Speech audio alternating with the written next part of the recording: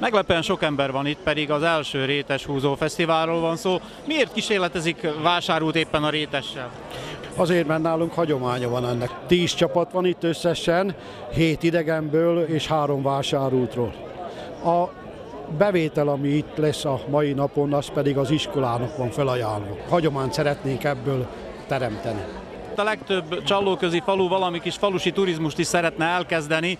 Nagyon sokan jöttek el, és nagyon sokan meg akarnák kóstolni ezt a rétest. Most már lesz majd itten szállás lehetőség is, és gondolom, hogyha ez megindul valamilyen falusi turizmus felé, biztos, hogy akadnak még vállalkozók, akik itt ezeket a dolgokat majd megteremtik, közösen a önkormányzattal. A falu környéke is figyelemre méltó, hiszen azért van itt egy igen figyelemre méltó vízfolyás, körülötte erdők, a természet szép, biciklitúrákat lehetne csinálni. Hasonló ötlettel jött létre 2004-ben a Tőkésiák kisrégió, amelyben 8 falu van. A Kisudvarnok, Nagyudvarnok, Tőkés, Eperjes, Csallóközkürt, Felsővámos, Vásárút és Nyárost. Ez azért több mint 11 000 lakós, és közösen pályáztunk. Most a itt látható sátor is, az a 2 nagy sátor, ez már a közös pályázatnak a munkája.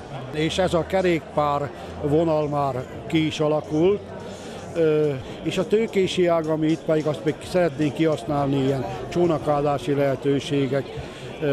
Valami elindult itt a községi stadionnál, a futballpálya területén, ahol már ezek a dolgok nagyjából készülgetnek. Mit értékelt a zsűri?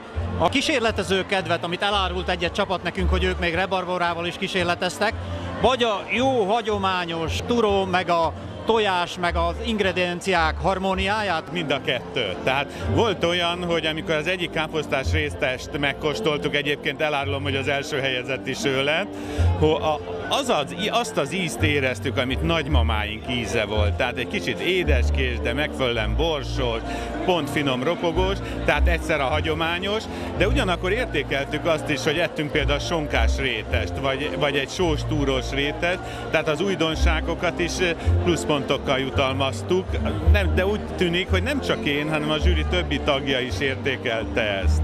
Az, hogy a Csallóköz visszanyúl a hagyományaihoz, ami a gasztronómiát illeti, tehát most már azért vannak doborgazi gasztronómiai nap, most már Rétes Fesztivál van, és a halászlé, illetve a gulyás főző versenyek már szinte minden falunap részei, és ebből sok mindenki remél valamit, csak igazából nem tudja, hogy mit.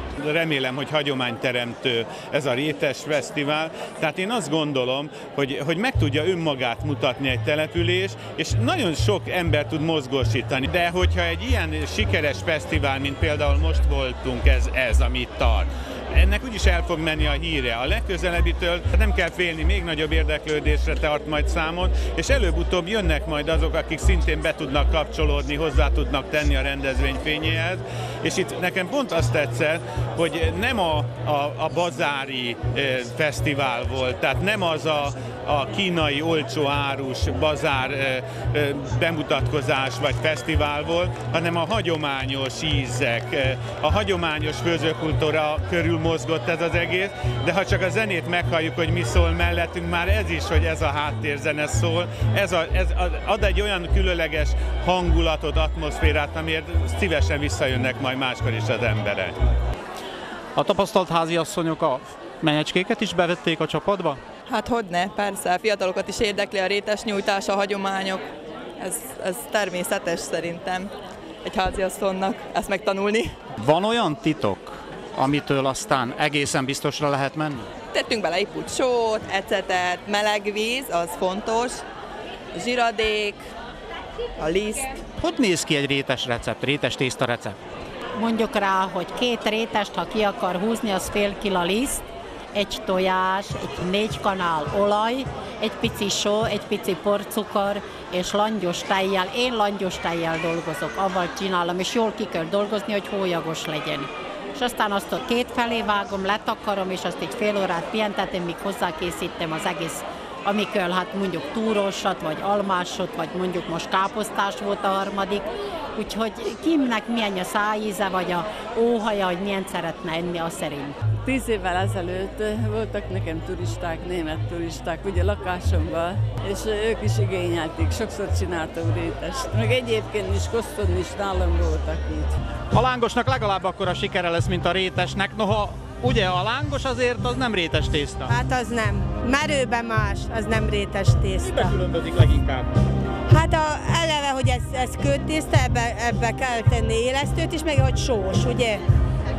Mi ennek a rétesnek a titka? Ami kézzel húzott, vagy pedig ami sodrott, az még külalakra is teljesen más. Ebben benne van az ember lelke, szíve, belead mindent, és ennek nincs más értéke, mint hogy háziasan van megcsinálva.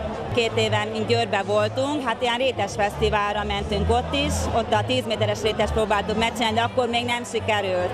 Most megmondhatom, hogy 15 méteres és sikerült, úgyhogy erre is büszkék vagyunk.